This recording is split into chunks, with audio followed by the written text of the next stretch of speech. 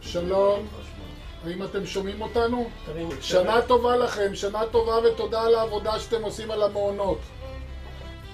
העיר התחתית בכלל וקמפוס הנמל בפרט זה אזור שראש העיר מעוניין לפתח אותו, ואנחנו משקיעים משאבים רבים בפיתוח הקמפוס.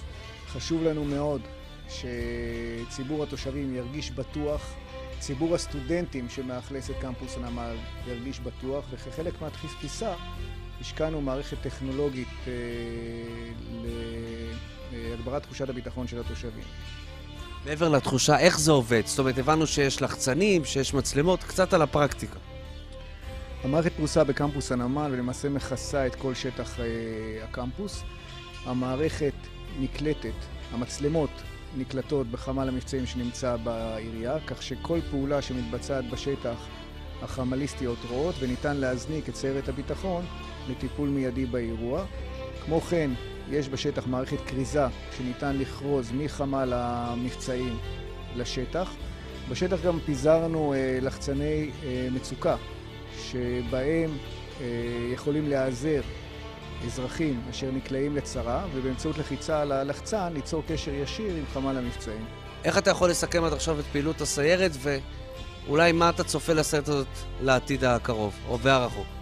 צריך לומר בכלל בתפיסת ביטחון והבטחה אנחנו מדברים על תפיסה שלמה שמורכבת ממספר מרכיבים. הטכנולוגיה לבדה לא יכולה לנצח, כמו גם הפקחים והסיירים בשטח. כאשר הכל עובד בצורה מתוכללת ומתואמת, אנחנו משיגים את התוצאה המיטבית. עד ליום זה במהלך שנה וחצי של פעילות הסיירת טיפלה ב-23,000 אירועים. סך הכל אנחנו מסכמים עד היום בהצלחה. אנחנו מקבלים גם משובים טובים מאוד מהציבור על פעילות הסיירת. אנחנו מקפידים להפעיל את הסיירת בהתאם לפעילות ולתנאים בשטח, ובימים הקרובים אנחנו נדון בתפיסת העבודה ל-2012.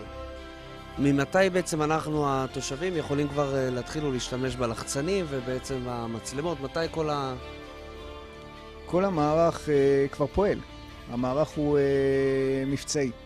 פועל מזה תקופה של מספר חודשים שאנחנו בוחנים את המערכת, ונכון לעכשיו מבחינתנו המערכת היא מערכת מבצעית.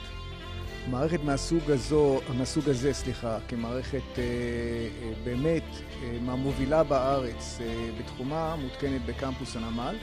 התקנו מערכת דומה בחופי הים, בחוף דדו ובחוף זמיר, ואנחנו מתכננים לפרוס מערכות נוספות ברחבי העיר על פי תוכנית רב-שנתית.